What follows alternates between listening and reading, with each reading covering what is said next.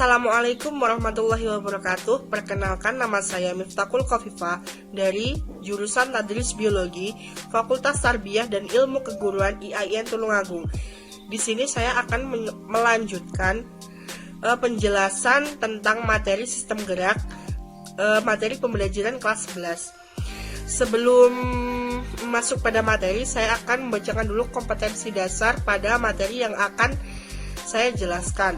Yakni kompetensi dasar 3.5, menganalisis hubungan antara struktur jaringan penyusun organ pada sistem gerak dan mengaitkan dengan bioprosesnya, sehingga dapat menjelaskan mekanisme gerak serta gangguan fungsi yang mungkin terjadi pada sistem gerak manusia melalui studi literatur, pengamatan, percobaan, dan simulasi.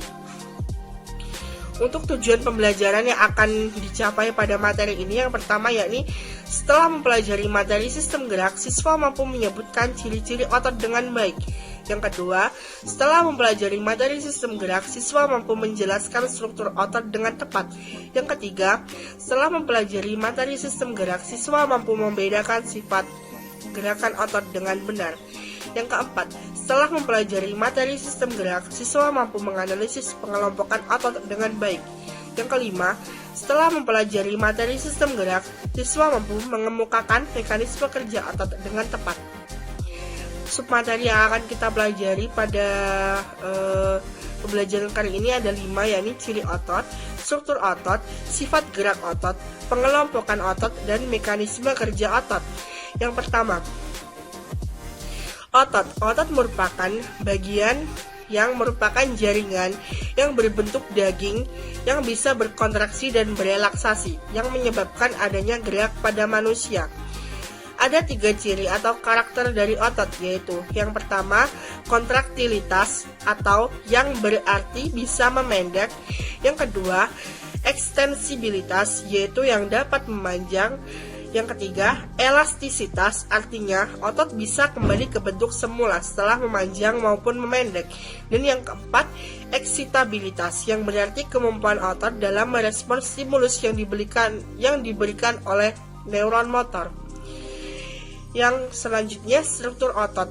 Untuk membedah struktur otot, kita harus mengetahui hierarki satuan otot. Otot tersusun atas beberapa berkas serat otot yang tersusun secara paralel terhadap otot. Berkas serat otot merupakan sebuah paket dari banyak serat otot tunggal. Kemudian, serat otot tunggal tadi tersusun dari satu baris sel otot, membentuk serat silinder panjang setebal 1 sel. Setiap sel otot memiliki nukleus ganda.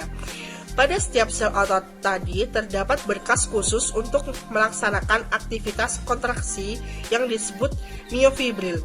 Di miofibril inilah letak aktin dan miosin bekerja dalam kontraksi dan relaksasi otot, menyusun unit terkecil otot yaitu sarkomer. Setiap sarkomer sendiri merupakan wilayah tempat filamen tebal dan filamen tipis melakukan tugas kontraktil. Filamen-filamen inilah yang bertanggung jawab memberikan penampakan lurik pada otot ketika diamati pada mikroskop cahaya, yang menjadi asal nama dari otot lurik.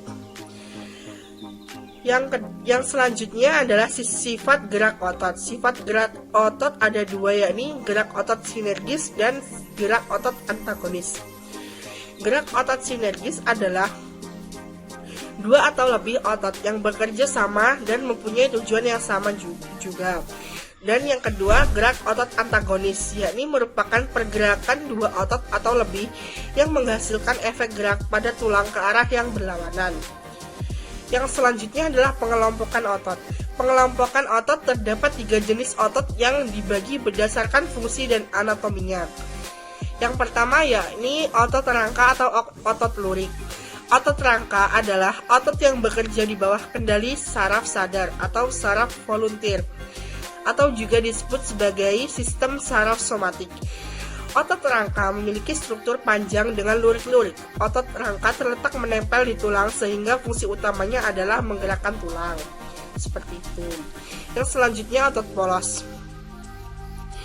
Pada otot polos ini, geraknya ada di bawah kendali saraf tidak sadar atau saraf involunteer. atau juga disebut sebagai sistem saraf otonom. Otot polos berfungsi dalam menggerakkan organ-organ pencernaan tubuh, pembuluh darah, dan organ dalam lainnya yang bekerja secara otomatis atau tak sadar.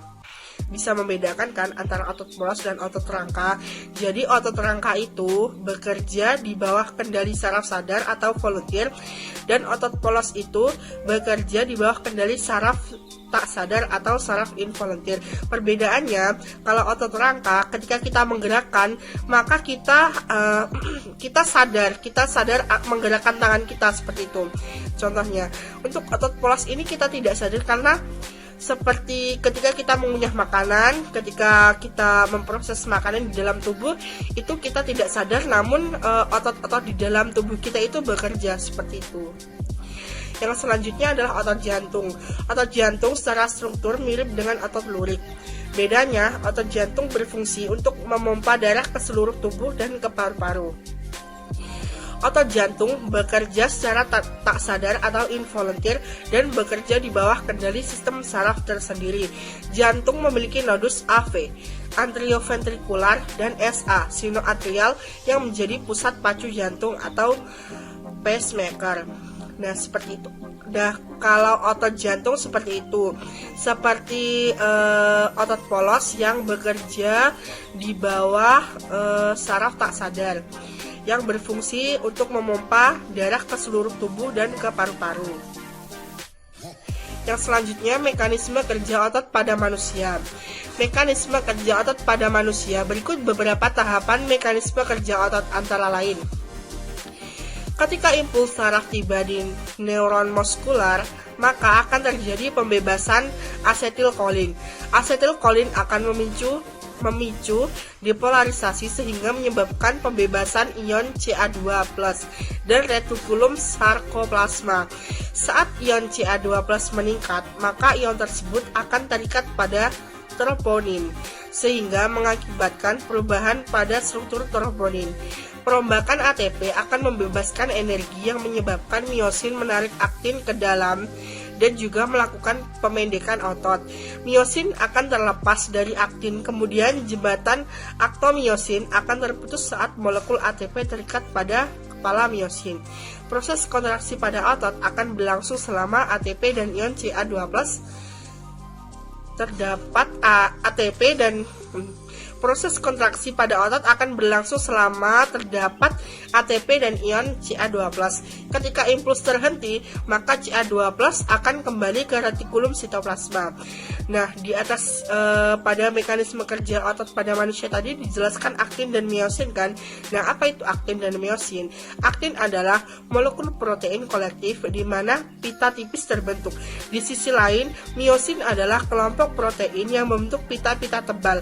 Aktin dan miosin bertanggung jawab untuk berbagai jenis gerak seluler.